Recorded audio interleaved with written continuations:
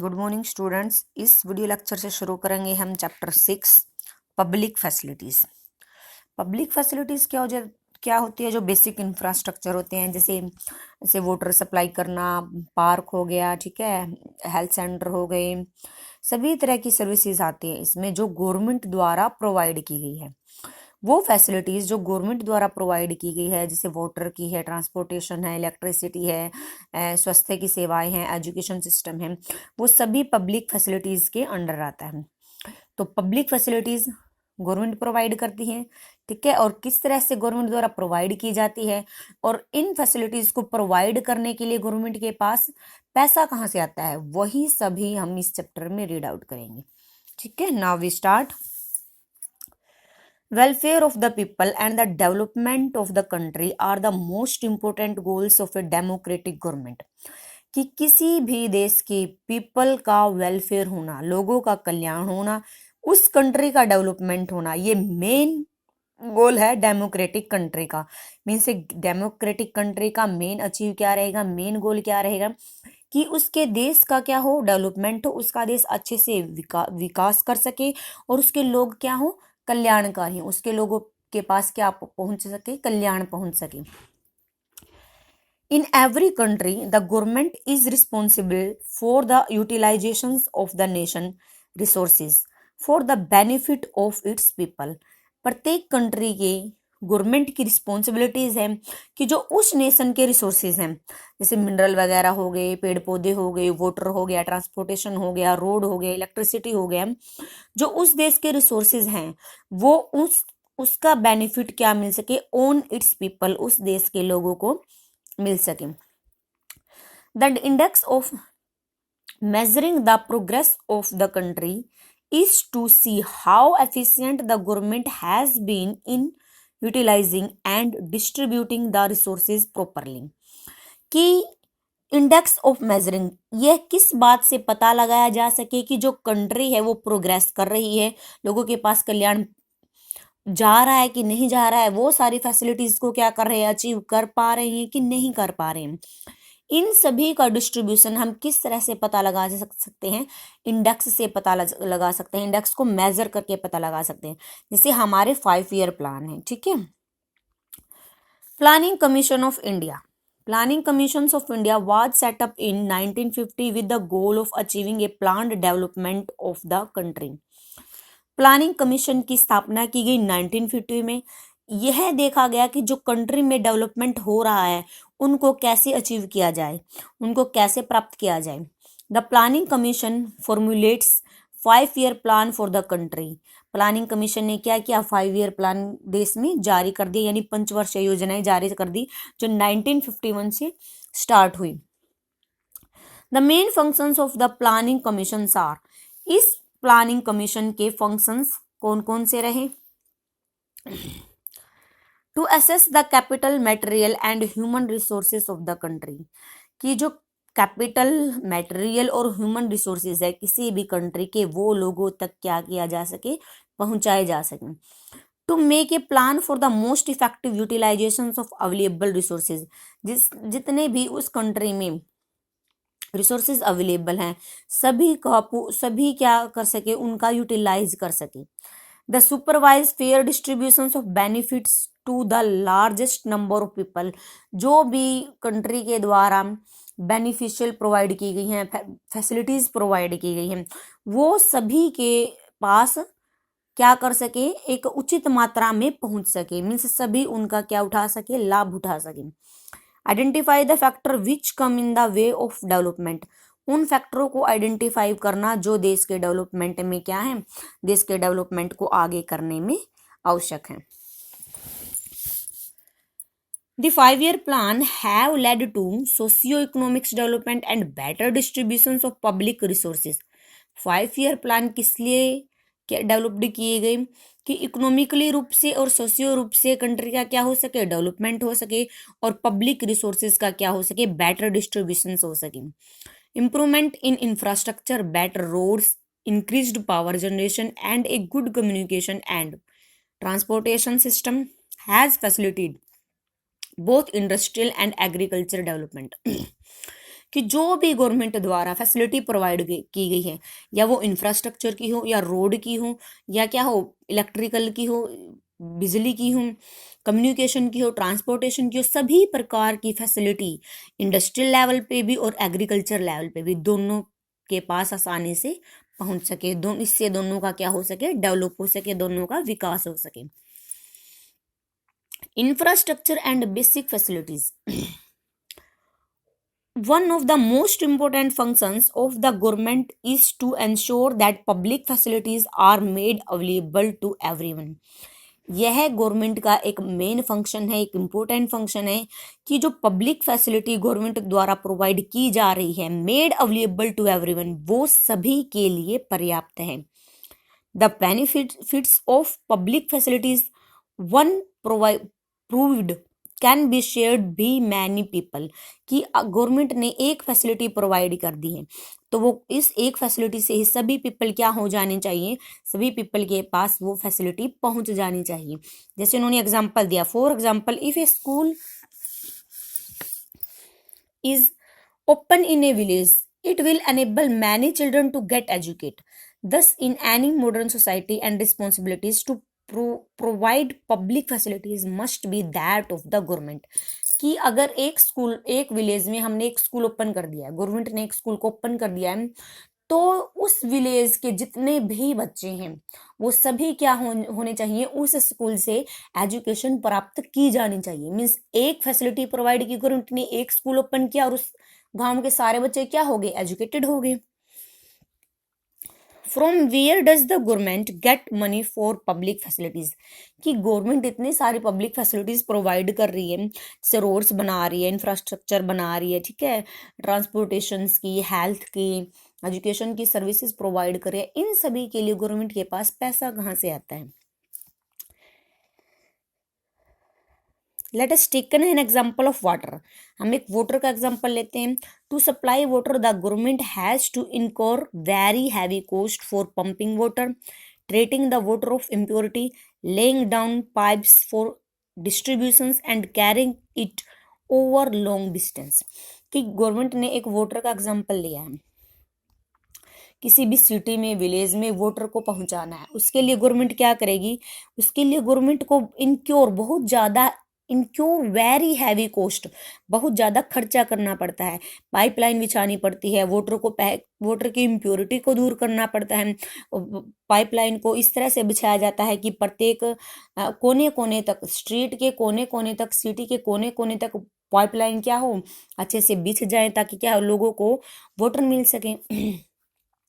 To meet this expenses, इस खर्चे से निपटने के लिए the main source of revenue for the government is, government के पास रेवेन्यू का क्या सोर्स है, the taxes collect from the people, की जो खर्चे गवर्नमेंट द्वारा किए जाते हैं वो कहाँ से पूरा करती है गवर्नमेंट, लोगों से टैक्स को कलेक्ट करते हैं। पार्टली बाय चार्जिंग ए प्राइस, प्राइस को चार्ज करती है।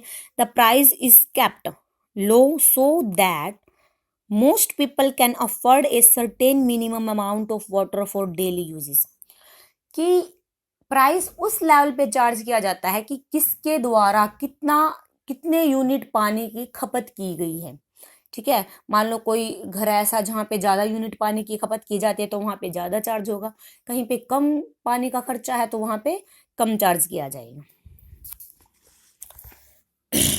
मान लो इंडस्ट्रियल लेवल है, इंडस्ट्रियल लेवल पे क्या है, वाटर की ज़्यादा डिमांड है तो वहाँ पे ज़्यादा खर्चा होगा। विलेज लेवल पे क्या है, वाटर की कम डिमांड है तो वहाँ पे पानी का खर्चा क्या आएगा, कम आएगा। तो गवर्नमेंट क्या है, टैक्स को कलेक्ट करके अपने खर्चों को क्या करती है, पूरा करती है, और पब्लिक को क्या प्रोवाइड करवाती है, फैसिलिटी प्रोवाइड करवाती है। The Indian Constitution recognizes right to water, health, education as being a part of right to life, कि इंडियन कॉन्स्टिट्यूशन ने रिकॉग्नाइज किया है कि सभी को अधिकार है वाटर का, हेल्थ का, एजुकेशन का, और ये सभी चीजें किसका हिस्सा है, राइट टू लाइफ का हिस्सा है। The government in India today play an important role in providing public facilities and to ensure that the right to life in all its aspects it enjoyed by all section of the society। कि आज आज के time में government का यह main role बन गया है कि जो गवर्नमेंट द्वारा पब्लिक फैसिलिटी प्रोवाइड की जा रही है यह राइट टू लाइफ का हिस्सा है, कि जीवन का अधिकार है, ये जीवन जीने का अधिकार है कि उसको अच्छे से वाटर सप्लाई अच्छे से मिल सके, जो वाटर जो उसको मिल रहा है वो प्योर हो, उसको हेल्थ सर्विसेज मिल सके, एजुकेशन मिल सके, ठीक है। All people irrespective of the caste, creed, gender, religion, or their backgrounds have a right to these facilities, and it is the responsibilities of every government to provide these facilities and public services to all its citizens। कि जो government द्वारा facilities provide की जा रही है ये facilities यह मायने नहीं रखती कि वो किस कास्ट से बिलोंग करता है, किस क्रीड से बिलोंग करता है, उसका जेंडर क्या है, रिलीजन क्या है, या इसका बैकग्राउंड कैसा है। ये फैसिलिटीज तो गवर्नमेंट को के द्वारा सभी को समान रूप से दी जानी चाहिए या दी जा रही हैं। Life, right of life. अब राइट ऑफ लाइफ के बारे में क्या चीजें आती हैं? राइट ऑफ लाइफ के बारे में सिर्फ ये नहीं आता कि हमको जीवन जीने का अधिकार है। Article 21 of our constitution guarantee right to life to all the citizen। Today the scope of right to life has expanded to include कि right to life में सिर्फ यह नहीं शामिल किया गया है कि हमको जीवन जीने का अधिकार है। आज के टाइम में right to life का स्कोप क्या है, बढ़ गया है। इसमें क्या क्या चीजें शामिल की गई हैं? Right to safe drinking water, कि जो हम पानी पी रहे हैं वो क्या होना चाहिए, साफ होना चाहिए। राइट टू फूड, हमको खाने का अधिकार है। Right to health care and sanitation, means हमारा स्वास्थ्य ठीक हो, हमारे आसपास का एनवायरनमेंट स्वच्छ हो। राइट टू एजुकेशन, हमें एजुकेशन प्राप्त करने का भी अधिकार है। ये सब सारी बातें किसमें इंक्लूड की गई हैं? राइट टू लाइफ में इंक्लूड की गई हैं। Next topic is role of government in providing public facilities, कि जो गवर्नमेंट पब्लिक फैसिलिटीज प्रोवाइड कर रही है उसमें गवर्नमेंट का क्या रोल है। Some public facilities like water, electricity, sanitation, transport, street lighting, health care, police, fire brigade, etc. are the basic necessities of life and are considered essential for any government to deliver। जितने भी ये facilities हैं ये क्या है, हमारी basic necessities हैं, means हमारी बेसिक आवश्यकताएं हैं। इनके बिना तो हमारा जीवन संभव ही नहीं है और सभी गवर्नमेंट की रिस्पॉन्सिबिलिटी है कि ये सारी चीजें गवर्नमेंट टू डिलीवर, गवर्नमेंट क्या कर सके, लोगों को तक पहुंचा सके। Most of these facilities cannot be proved by the private sector because of the cost involved in developing infrastructure, nor can they be provided for individuals। ये सारी जो फैसिलिटीज है ये फैसिलिटीज प्राइवेट सेक्टर को इसमें इन्वॉल्व नहीं किया गया है, क्योंकि इन फैसिलिटीज को पूरा करने के लिए बहुत ज़्यादा खर्चा करना पड़ता है। बहुत ज़्यादा प्राइवेट सेक्टर कोई खर्चा करेगा तो प्राइस भी ज़्यादा लगाएगा, इसलिए ये फैसिलिटीज किसके द्वारा प्रोवाइड की जा रही हैं? पब्लिक सेक्टर द्वारा प्रोवाइड की जा रही हैं, ताकि प्रत्येक व्यक्ति तक क्या पहुंच सके, इन फैसिलिटीज का वो लाभ उठा सके। Therefore it becomes the role of government to step in and provide these facilities. Government ने क्या है, कुछ स्टेप्स उठाए हैं, कुछ कदम उठाए हैं इन फैसिलिटीज को प्रोवाइड करवाने के लिए। Some private companies to provide public facilities such as drinking water in sealed bottle, but the price they charge is so high that it is unaffordable for many. Those who can not afford to pay for such facilities will be deprived of the opportunity to live a decent life.